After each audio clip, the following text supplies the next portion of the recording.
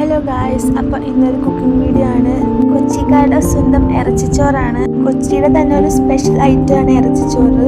ഞാൻ കൊല്ലത്തുള്ളത് കൊണ്ട് ഞാൻ കൊച്ചിയിൽ വന്നതിന് ശേഷമാണ് ഇറച്ചിച്ചോറ് കഴിച്ചത്. ഒരു പ്രത്യേക ടേസ്റ്റാണ് ഇറച്ചിച്ചോറിന്. നോർമൽ നമ്മൾ ചോറ് വെക്കുന്ന അരി വെച്ചിട്ടാണ് നമ്മൾ ഇറച്ചിച്ചോറ് ഉണ്ടാക്കുന്നത്. ഒട്ടുമിക്ക എല്ലാ വെള്ളിയാഴ്ചയിലും ഇറച്ചിച്ചോറ് കൊച്ചിയിലെ എല്ലാ വീടുകളിലും ഉണ്ടാക്കാറുള്ളതാണ്. അതിനുവേണ്ടി നമുക്ക് ആദ്യമായിട്ട് ഒരു 5-6 സവാള എടുക്കണം. സവാള, പച്ചമുളക്, തക്കാളി എല്ലാം കൂടെ വഴറ്റിയിട്ട് അതിലേക്ക് സോസും തൈരും ഒഴിച്ചു കൊടുക്കണം.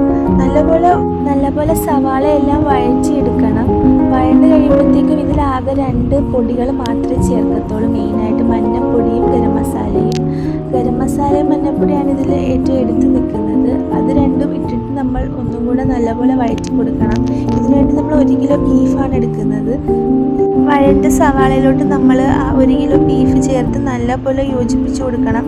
കുറച്ച് വെള്ളം ഒഴിച്ചാൽ മതി. നമ്മൾ ബീഫിൽ നിന്ന് വെള്ളം ഇറങ്ങി വരുമല്ലോ. എന്നിട്ട് ഒരു 4 വിസിൽ വരെ കേൾക്കണം.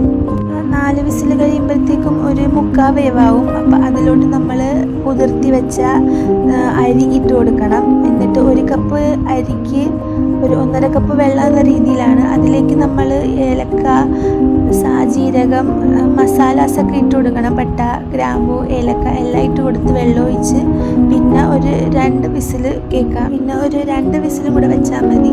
അവസാനമായിട്ട് നമ്മൾ കുറച്ച് മസാലപ്പൊടിയും കൂടെ മേലിൽ ഇട്ട് കൊടുത്ത് നല്ലോണം യോജിപ്പിക്കണം. എന്നിട്ട് നമ്മൾ അടുപ്പിലോട്ട് വെക്കാം.